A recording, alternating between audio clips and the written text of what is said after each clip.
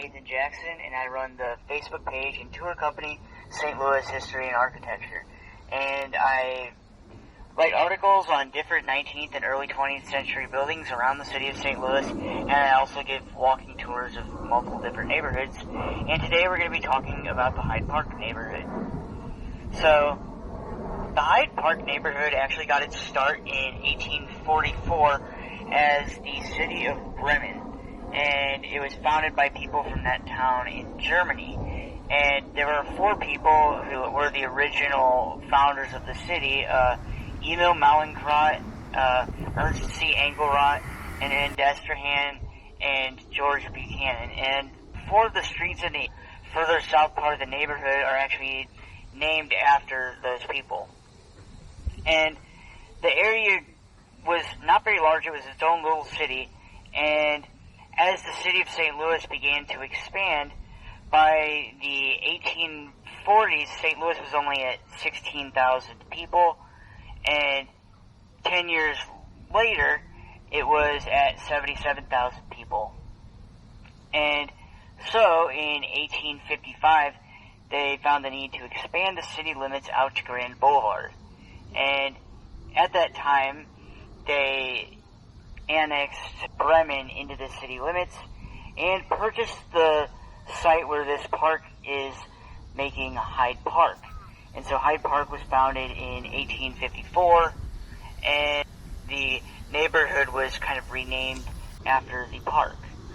It was the 4th oldest park in the city of St. Louis, still here today.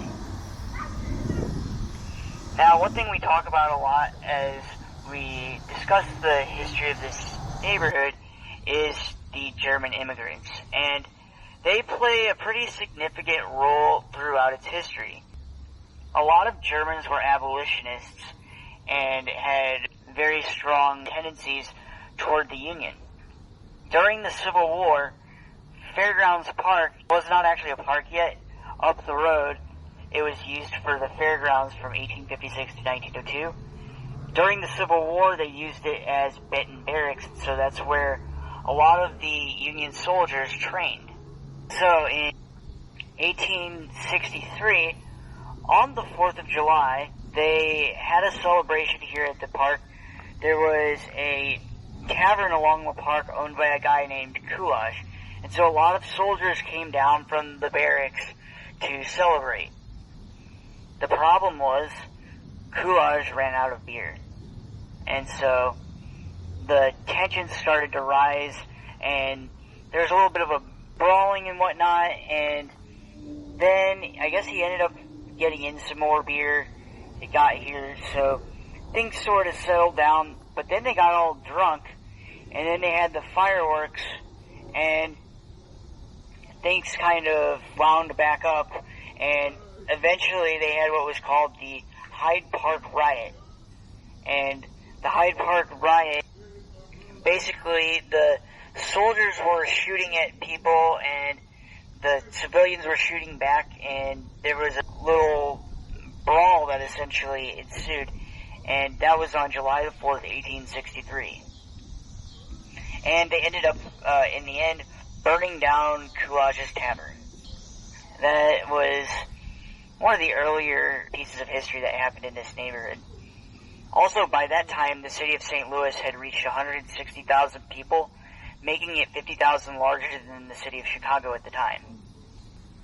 Now we'll talk about some of the architecture in the neighborhood. So this 2-family, or maybe more than 2-family, building over here, this was built in the Italianate style, and it's kind of an earlier example of like a multifamily building in that style. It appears on the Compton and Dry map from 1875. The Compton and Dry map basically was a big book that had 110 different plates on it, and each plate had different neighborhoods drawn of the city from above. And so each neighborhood had every single house and building meticulously drawn out. And that building was sitting right there in 1875. The Italianate style had a long history. It started back in the 1840s when people from the U.S. and England went to the south of Europe on grand tours and saw a lot of really nice Italian Renaissance homes in the area. They decided to take the stylistic features that they saw back to the U.S.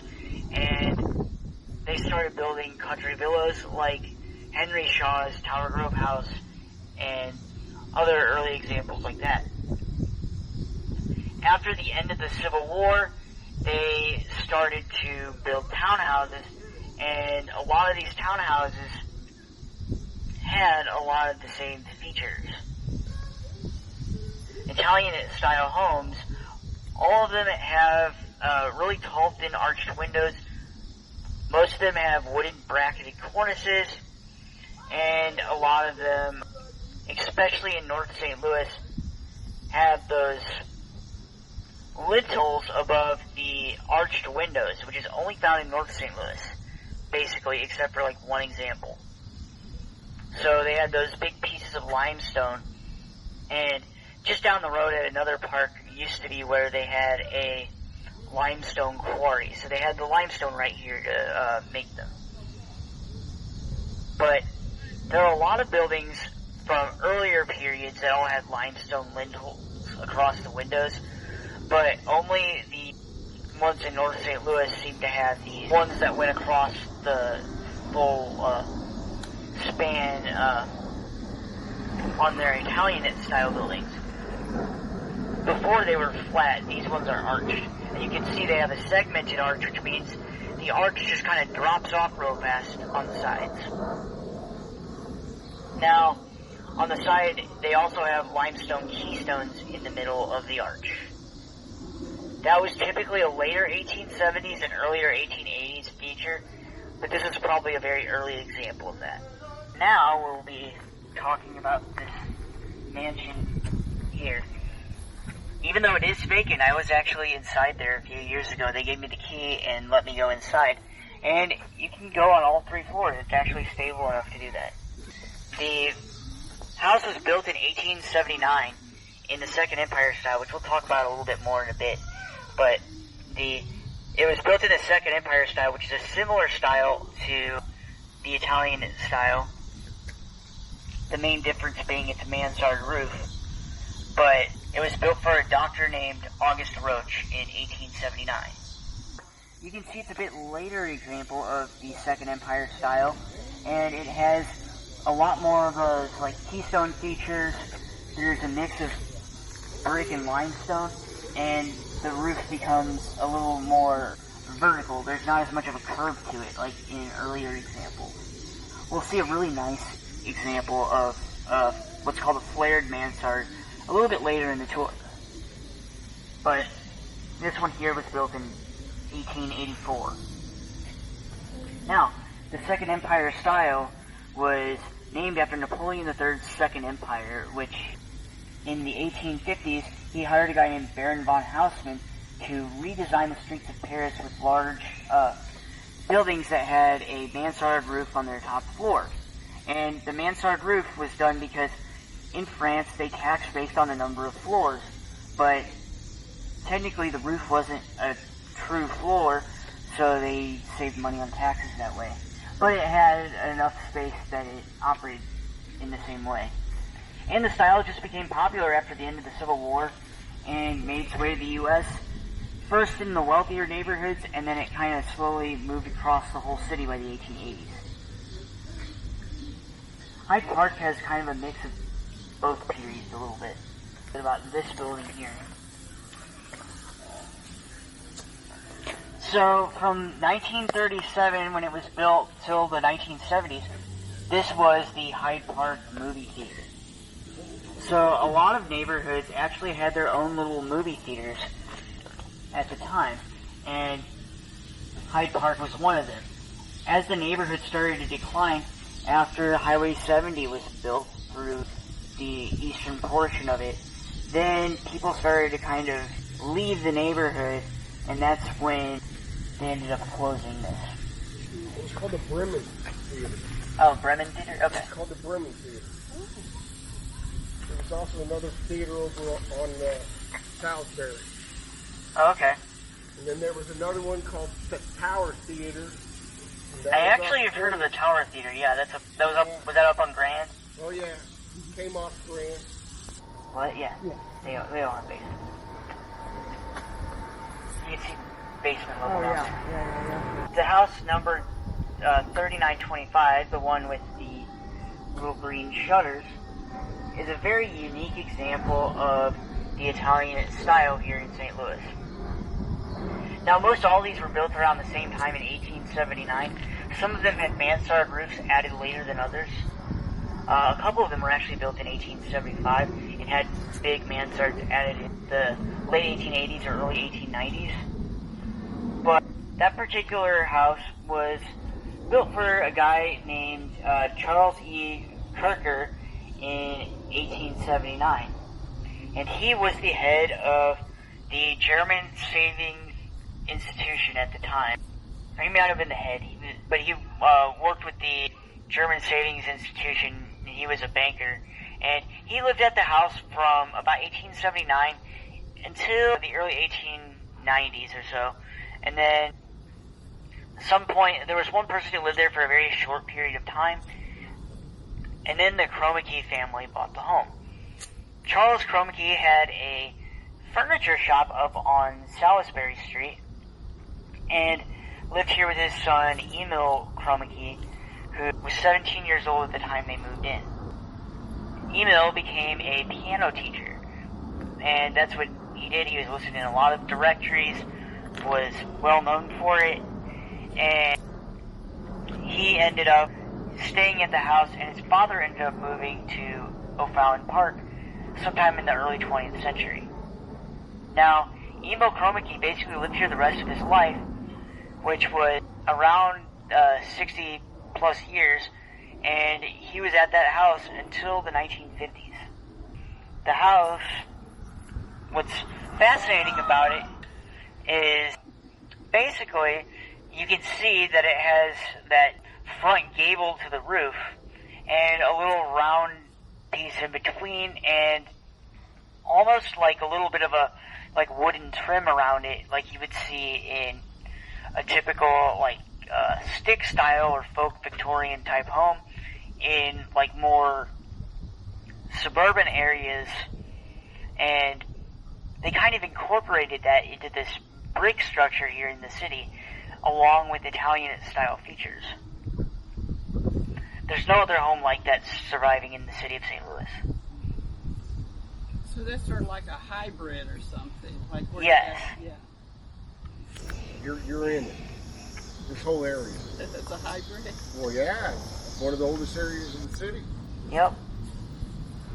It was the high ground, too. They actually settled the city originally down by the river, like around 2nd Street in Malincrot, like kind of where the Malincrot Chemical Company is. And then the main street was along Broadway. And then when the highway came through in the 1950s, it kind of cut that part of the neighborhood where all the jobs were off from the residences. And that really hurt the neighborhood quite bad. Also built in the Italian style. You can see one quite interesting feature is that dormer window up top of the pitched roof. And it has a big, like, wide bay on that window, which almost looks like a cupola. Yeah. And it's not quite a cupola, it's more like a dormer, but it's kind of like almost a mix between those. These buildings were built by the time of the Compton and Dry Map, and the mansard roofs were added later.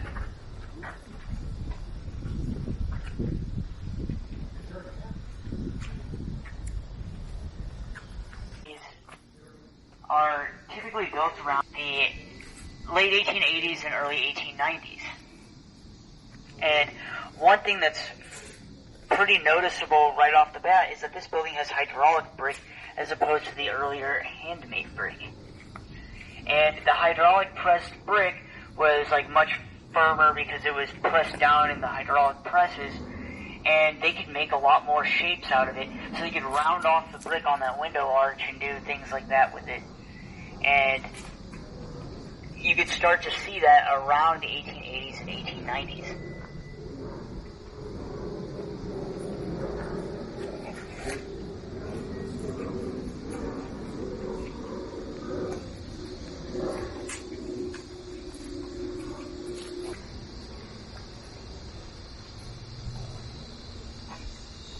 building right here is like a early 1870s example of the Italian style, of which, in this case, it's like a little corner storefront.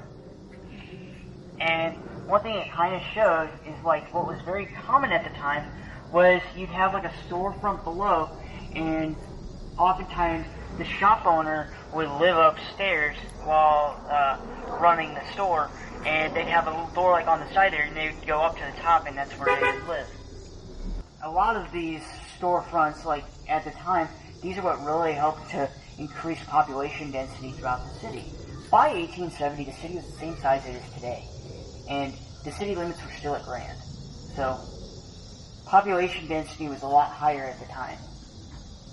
There were multiple reasons for that, and we'll get to some other ones, but basically, one of the reasons you had a lot of mixed-use buildings, people living upstairs, a lot of families were kind of crammed into buildings a little bit more, and they also had a lot of buildings that came right up to the street, a lot more efficient use of space. Another one of those Italian-style buildings is here, but you can see the roof is a little bit different. And there's a reason for that. This house would have originally had a pitched roof, bracketed cornice, just like all your other ones. But because in 1927 there was a pretty major tornado that went from the central west end and wound its way through the city up to this area, it actually destroyed the second iteration of Central High School, and Central High School then had to move to the Eaton High School building. So it destroyed that, and it came through and damaged and destroyed a lot of buildings up here too. And so that building lost its roof in that tornado. Hyde Park actually has a lot of buildings that, if you were to look at the top, they would look like 20th century buildings, but they're actually 19th century buildings that have just had a redone roof.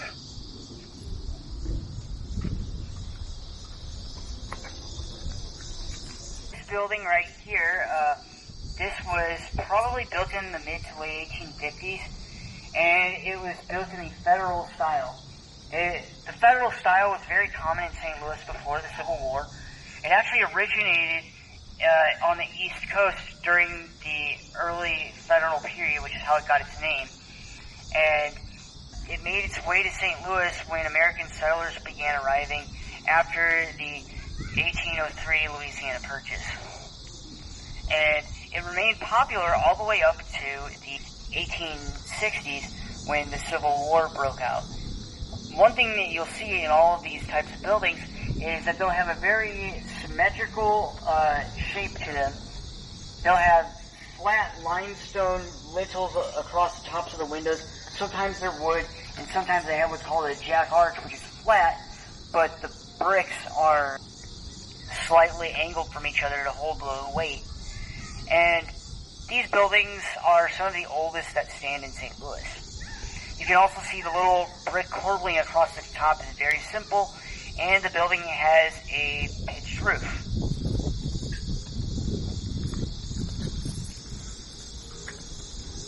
If you look over on the side, it's been a little bit modified, but that's a Baltimore chimney where the two chimney pieces have a little flat piece in between separating them, and that's what's called a Baltimore chimney, likely after where it was created.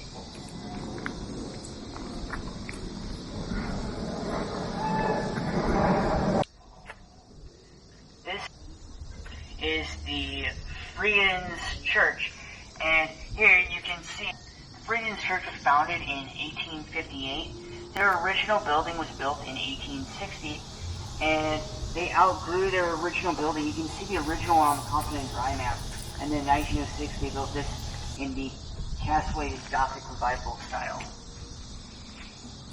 The building was completed by 1907, as you can see on that little cornerstone here. And it's in German. You can see it says Deutsche Evangelische Frauenkirche. Yep. Wait, is it still used, you mean? I don't think so. No. Yeah. No. I think it's I'm not sure what they do with the school either, but that was their school.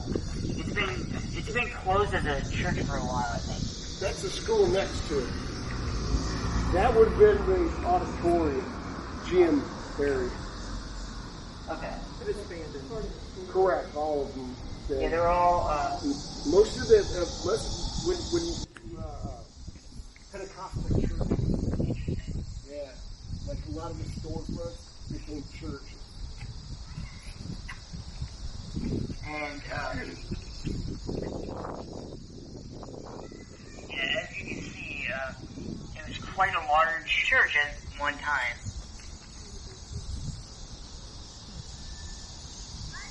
No plans for revival.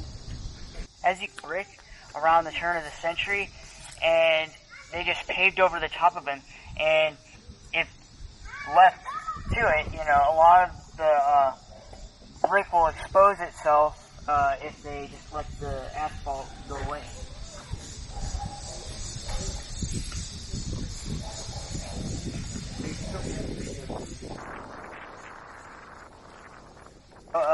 All six, there are 5 of them surviving, but there were 6 buildings that stood on the hill identical to each other across the street. And all of these buildings were actually built at the same time in 1870 as part of a row for a hotel by a guy named Francis Watkins. And he actually lived across the street in a big Greek revival mansion that stood where these buildings all are here. These were torn down in the 1890s when these homes were built. But these Italian buildings were basically hotels, and he had multiple different rooms you could stay at in the hotel. What are they now? Are they family homes? I think they're multi-family homes. They're not like apartments, I think they're like condos. Oh, okay.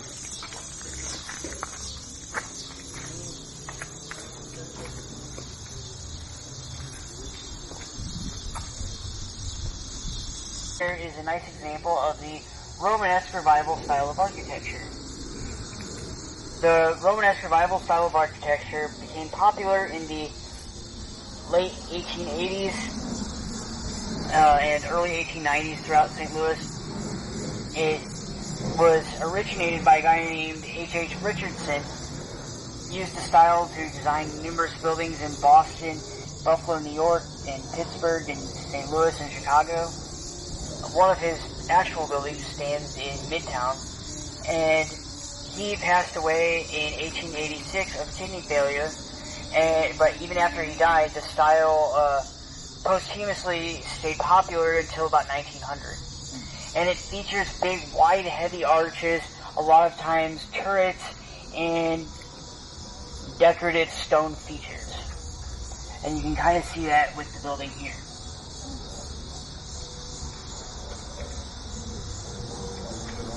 Part of Francis Watkins Hotel. There was an original, it was 6 buildings long, and it was built in 1873. In 1873, this was built as part of his hotel. It was 6 buildings long, and it had little turrets in the back. You could see the building as it was on the 1875 Confident and Dry map. And by the late 1870s, the building, a big fire in part of it, and numerous, I think 3 of the structures had to be torn down. And then by the early 1880s, they had rebuilt another set of Second Empire structures along that way. But then those burned in the 1970s. Now, we're going to end up having to go down to the highway and up around, but I think we'll sit here for a minute and talk about some of the early residents whose homes were taken for the highway. So, basically, when Highway 70 came through in the late 1950s, where it went through seemed to kind of be the path of least resistance population-wise, and that was around 9th, 10th Street area. Now, one of those streets was originally Bellefontaine Road and led up to Fort Bellefontaine, which is in further North County. Now, at the time, one of the first residents in the area was Louis Bissell, and his residence still stands over in the College Hill neighborhood just north of here, because he moved here in 1823. He was a veteran of the War of 1812. After he moved here, about 20 years later, they founded the city of Bremen. A lot of the city founders built their mansions all up along 9th and 10th Street. You had Mallinckrodt, Engelrod, Destrehan, and Buchanan. They all built their mansions. Emil Mallinckrodt's mansion actually stood up until the time of the highway. And it was built in 1842. Another guy named Samuel Gady, who was a big downtown businessman, also built a mansion up here. Another person who also built their mansion right at the foot of this street was Adolphus Meyer. Adolphus Meyer lived here, but he actually was head of the St. Louis Cotton Factory, and that was based in Soulard. If you actually take my Soulard Beyond the Beer tour, I talk a little bit more extensively about the cotton factory. This is the Henry Clay School. Interesting fact, Henry Clay actually had a home up in what is now the Bellefontaine and Calvary Cemetery area on the ground, and it was torn down in the 1950s. But for those who don't know, Henry Clay, the school was designed in 1905 by William B. Idner.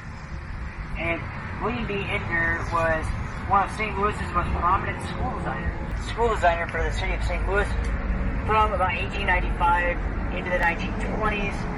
And his father, Anthony Idner, was a bricklayer, so he knew quite a lot about brick.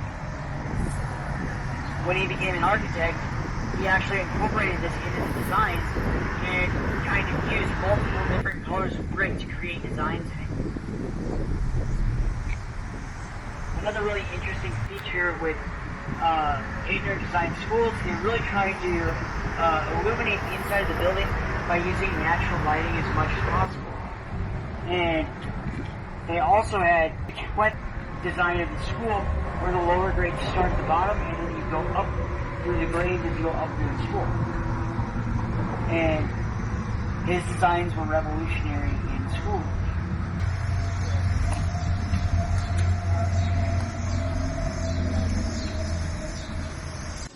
In the neighborhood. It was built around 1869 for a bricklayer named Joseph Busher. Vernacular buildings at the time were quite similar to Federal and Greek Revival buildings in that they had very symmetrical facades and pitched roofs. One of the main differences between them is that the Vernacular buildings had arched windows. And at the time, brick was made all around St. Louis. As St. Louis was built, they just moved the brick outwards and kept making more of the city with it. And after living here for a couple of years, then Busher moved to Hickory Street in Lafayette Square. Squat to the ground, have a very wide house with multiple window bays there, 5 of them, and you typically wouldn't see something like that in a very densely populated urban neighborhood. So this came a little bit earlier, probably right around 1875.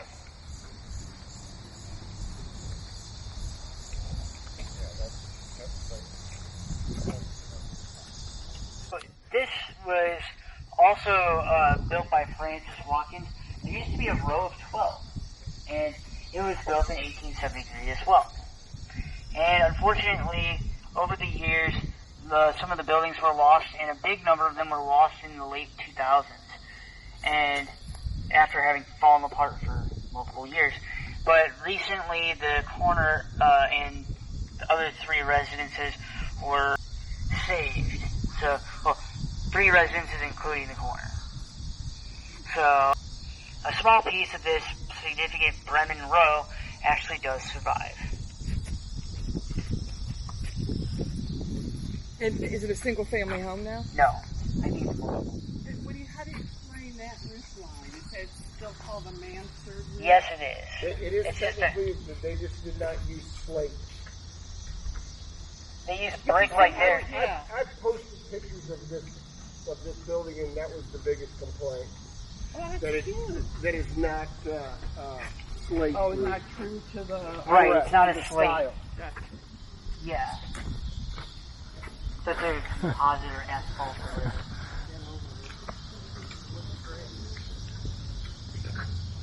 That corner house right there. In this neighborhood, it's more important that it's occupied, to be honest. Correct.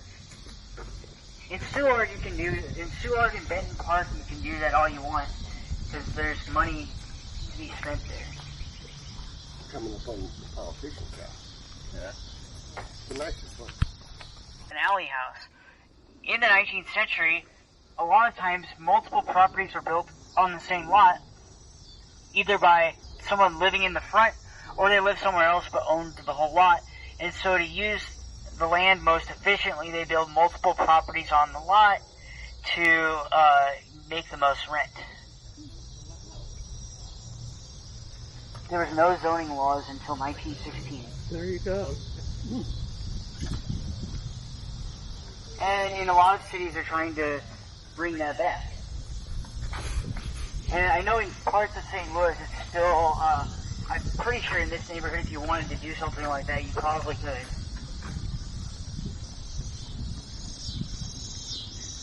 It does have historic district standards, but not,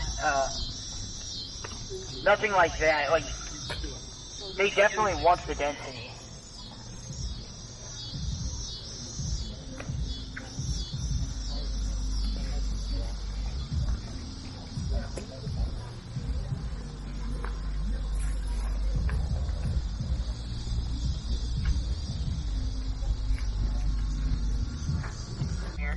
That was built in about 1863 or so, maybe probably a little earlier. So this street is called Farrar Street. We're going to talk about Bernard G. Farrar in a little bit. But essentially this home was, one of the earliest residents here was a guy named Johann Adam Opel, and he was listed as living here in 1863 by his IRS tax records, which were recorded. So this federal-style home is one of the very earliest homes in this part of the neighborhood. The other one, as it's built pretty flush to the street. And this street was built on the land owned by Bernard G. Farrar, who was a doctor and was one of the early residents of the area. Now, what happened to Bernard G. Farrar is he actually, during the 1849 cholera epidemic, he worked to try to save patients as much as possible, ended up catching cholera himself and passed away along with them. But he was a very influential figure early in the neighborhood's history.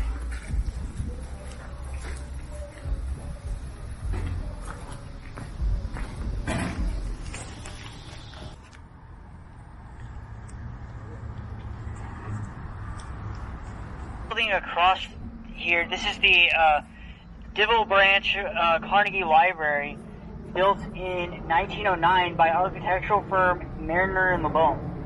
Now, Andrew Carnegie, as many of you probably know, funded the construction of multiple libraries across the world, as many as over 2,500. And St. Louis got 5 or 6 of them, and one of them was here in the Hyde Park neighborhood, and this one was designed by architectural firm Mariner and LeBeau in 1909.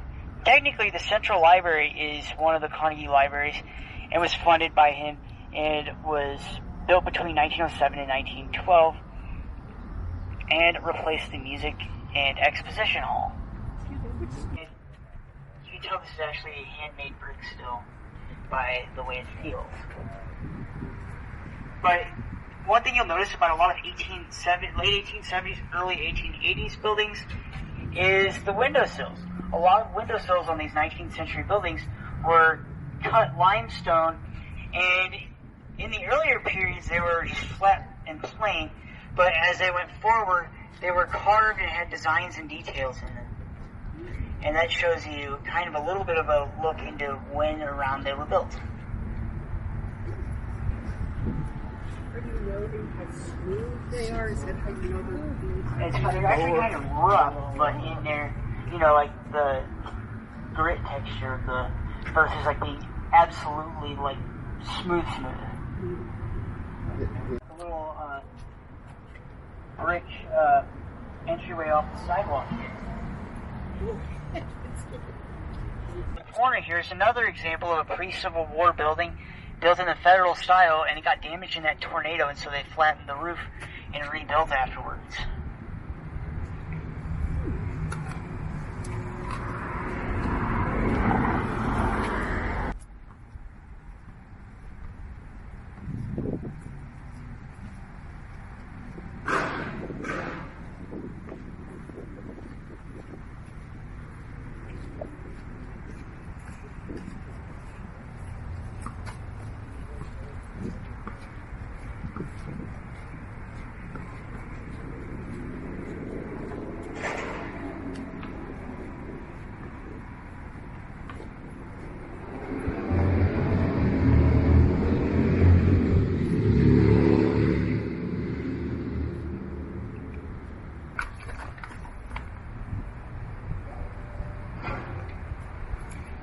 So, Most Holy Trinity Catholic Church is actually one of the most significant parishes in North St. Louis history, and is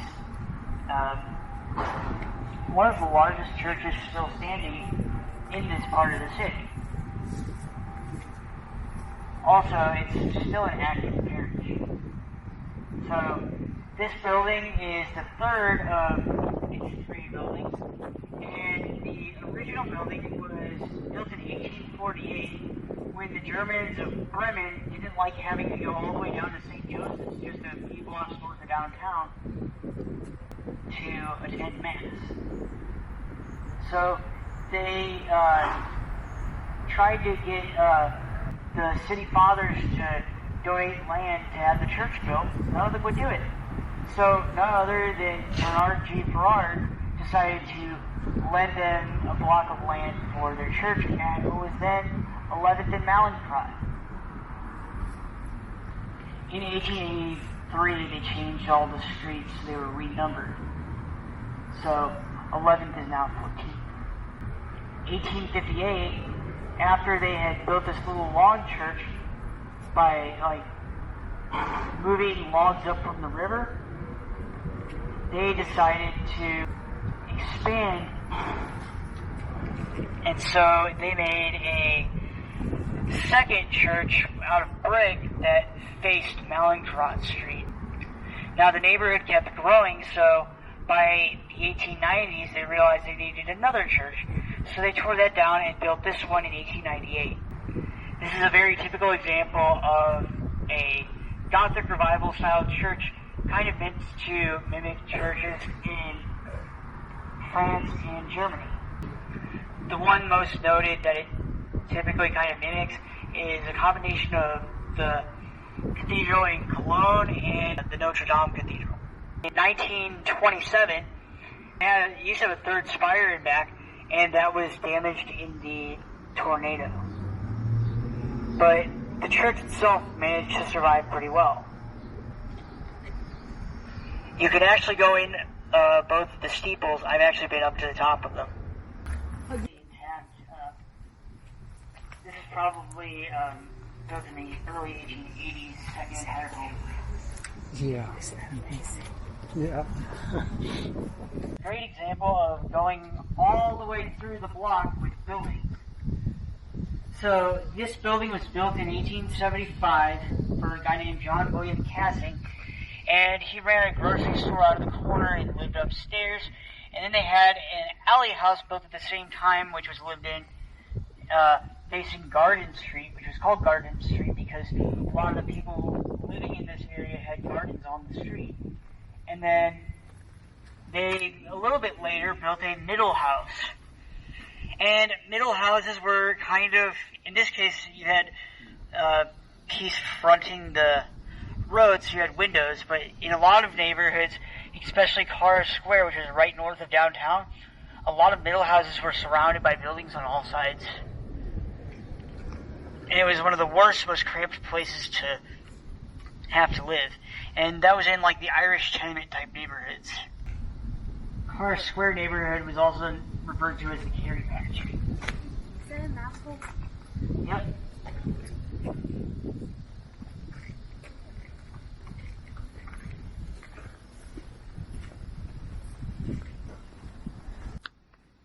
So that two-family building closer to us, that's one of the older buildings in the neighborhood. It was built around 1857, and a guy named Herring is probably the one who had it built.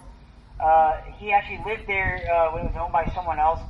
The building was built probably under his direction, and he ended up purchasing the lot in 1863. Until quite recently, a lot of these buildings were actually abandoned, and due to renovations, they've been restored.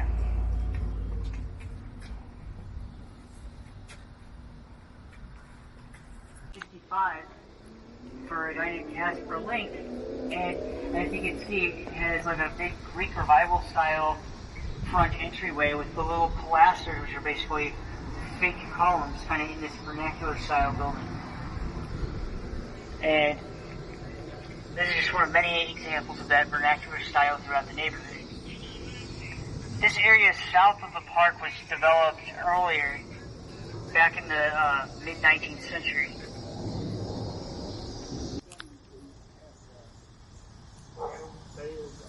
This area here, where this big empty lot was, this is where the North St. Louis Turnverein was founded in 1879. We talked about Charles Kircher towards the beginning of the tour at the gabled roof house. He was actually one of the major backers of the North St. Louis Turnverein, which was basically like a German version of the YMCA when it was founded. And had lots of different events like that. During the Civil War, Turnvereins were actually where Civil War soldiers of German descent went to train. But this one was built in 1879. It got hit by a firework on the 4th of July in 2006 and it burned down.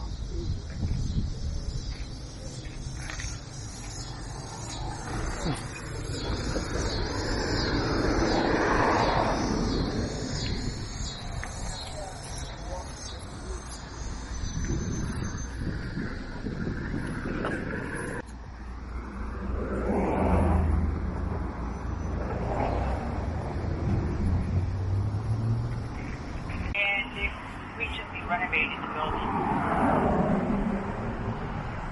It was built around 1880.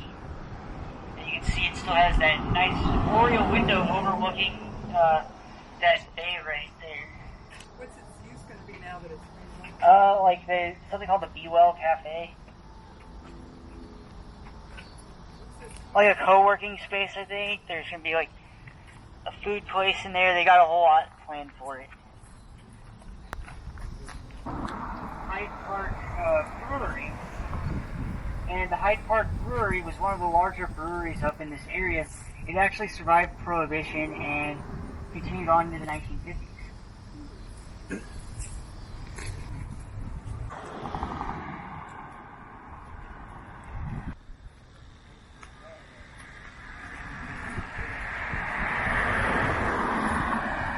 So, right on this corner used to be the Bethlehem Lutheran Church.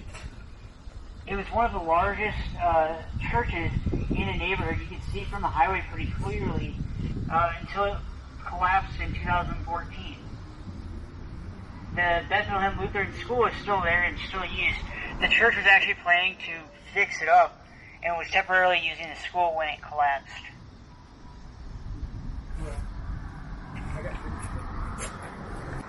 We'll probably cross over right here, but we're going to talk about this building before we do.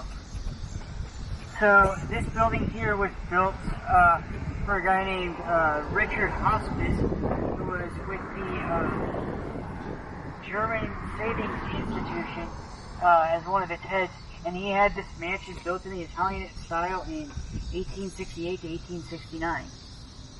And the as you can see, it has a hipped roof, and it's one of the early examples to have those limestone arches across the windows. Quite an architecturally unique building.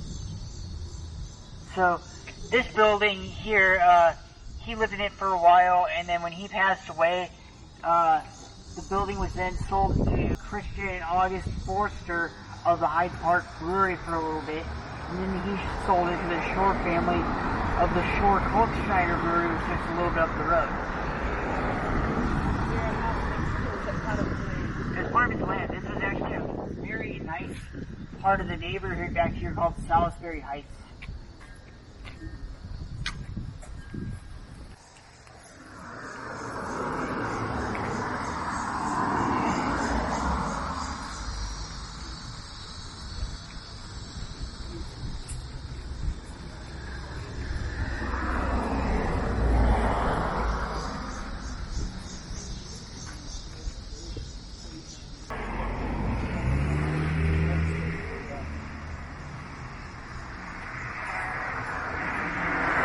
Building was likely built around 1850, 1851 in the rear part of the house first, and then as the contractor William O. Shands got more money, built the front of this house in the Italian style in 1856 to 1857.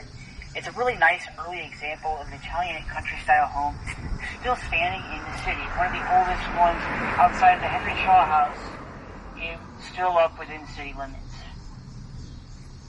And people live there? Yes. Who else will put up the political line? Oh, right. The next owners of the house, in the early 1870s, it was bought by a guy named August Brueggemann, who was a banker. And Brueggemann lived here until his death in 1895.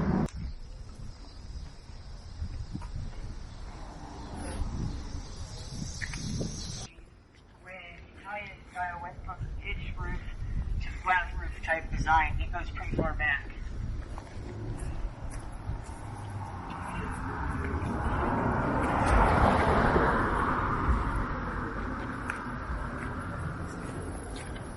See, there's a little window bay on the side, and it originally, it had this whole little corner to itself.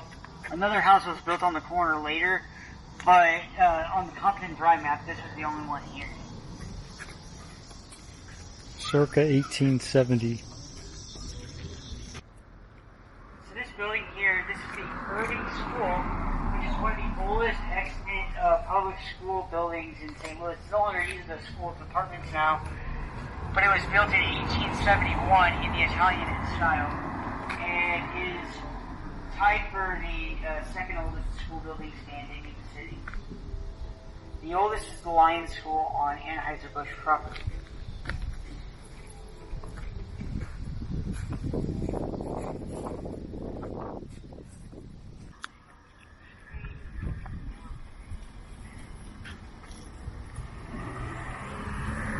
The 20th century, around the 1920s,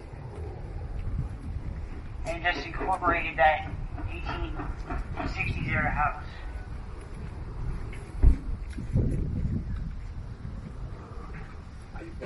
Hi, good.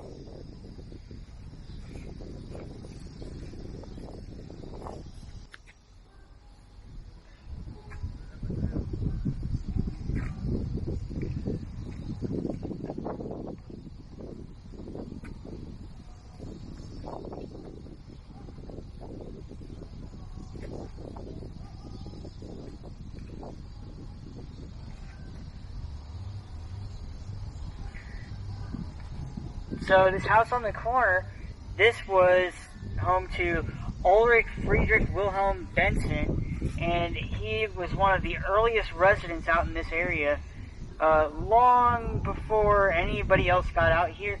His home predates Fairgrounds Park, and before it was even used as a fairgrounds. He was living out here in 1850, and is listed there in the 1850 census with his wife, Margareta.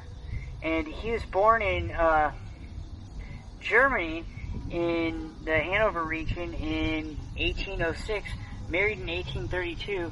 Sometime later in that decade, he moved to the United States, probably straight to St. Louis, and by 1850, he was living out here. And his house is one of the oldest surviving houses in all of North City. There are only a few that are older. And the area that he lived on, he had this whole area as a full farm. He was a gardener and also a land speculator and developer. And by the 1883 Hopkins Atlas, the whole swath of land over there was known as Benson's Addition.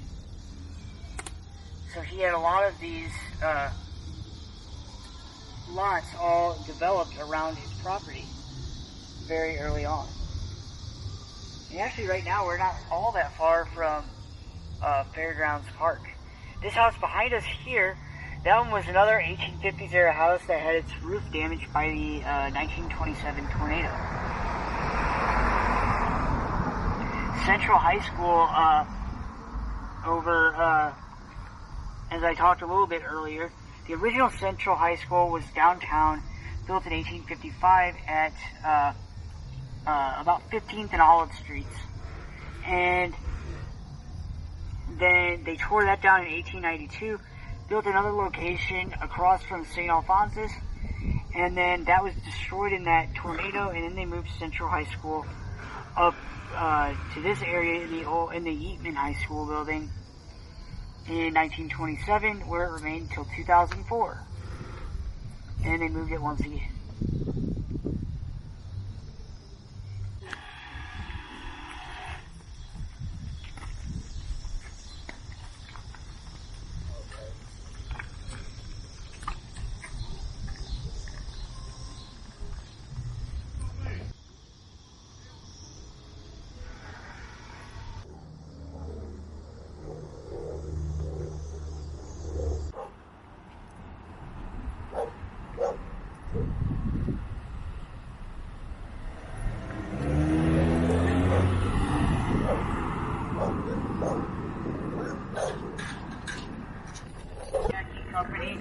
And the buildings were constructed beginning in 1916, and this was a major meatpacking facility within the neighborhood, and they were a literal slaughterhouse right here in the neighborhood. And from a lot of people who've been in the neighborhood a long time, they say that the neighborhood smelled quite bad in the summers because of this plant. The plant ended up getting bought out by Smithfield or whoever and closed in 1979.